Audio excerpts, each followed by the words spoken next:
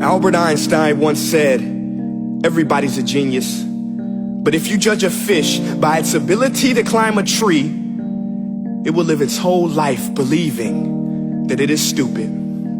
Ladies and gentlemen of the jury, today on trial we have modern day schooling. Glad you could come. Not only does he make fish climb trees, but also makes them climb down and do a 10-mile run. Tell me, school, are you proud of the things you've done?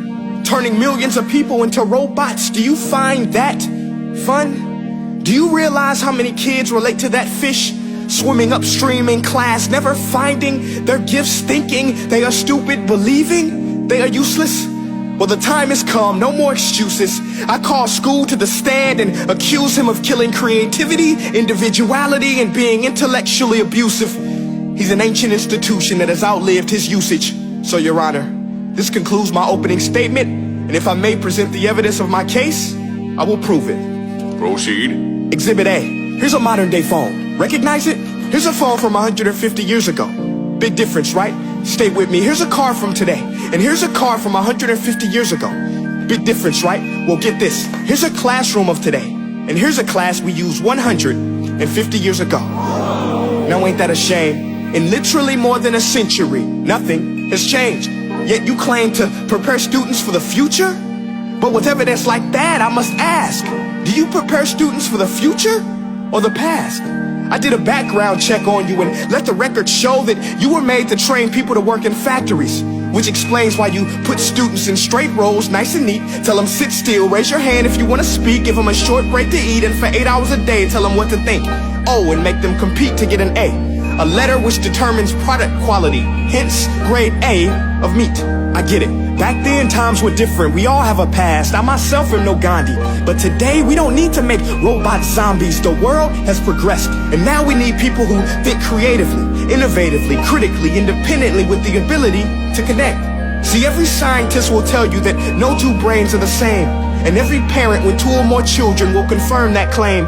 So please explain why you treat students like cookie cutter frames or snapback hats, giving them this one-size-fits-all crap. Watch your language. Sorry, Your Honor, but if a doctor prescribed the exact same medicine to all of his patients, the results will be tragic. So many people will get sick, yet when it comes to school, this is exactly what happens. This educational malpractice, where one teacher stands in front of 20 kids, each one having different strengths, different needs, different gifts, different dreams, and you teach the same thing the same way?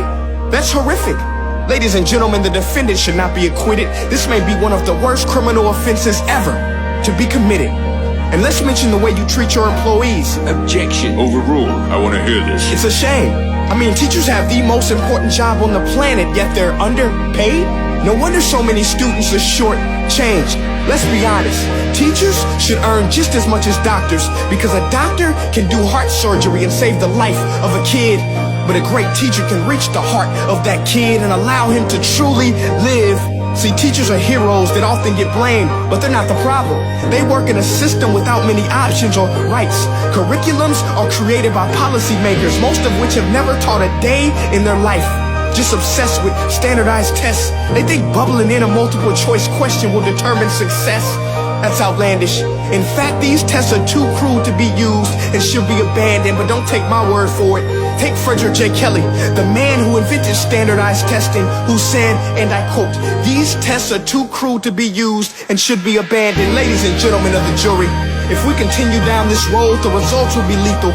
I don't have much faith in school, but I do have faith in people. And if we can customize healthcare, cars, and Facebook pages, then it is our duty to do the same for education, to upgrade it, change it, do away with school spirit, because that's useless. Unless we're working to bring the spirit out of each and every student, that should be our task. No more Common Core. Instead, let's reach the core of every heart in every class. Sure, math is important, but no more than art or dance. Let's give every gift an equal chance. I know this sounds like a dream, but countries like Finland are doing impressive things. They have shorter school days. Teachers make a decent wage. Homework is non-existent, and they focus on collaboration instead of competition. But here's the kicker, boys and girls. Their educational system outperforms every other country in the world. Other places like Singapore are succeeding rapidly. Schools like Montessori, programs like Khan Academy, there is no single solution. But let's get moving, because while students may be 20% of our population, they are 100% of our future. So let's attend to their dreams, and there's no telling what we can achieve. This is a world in which I believe, a world where fish are no longer forced to climb trees. I'll rest my case.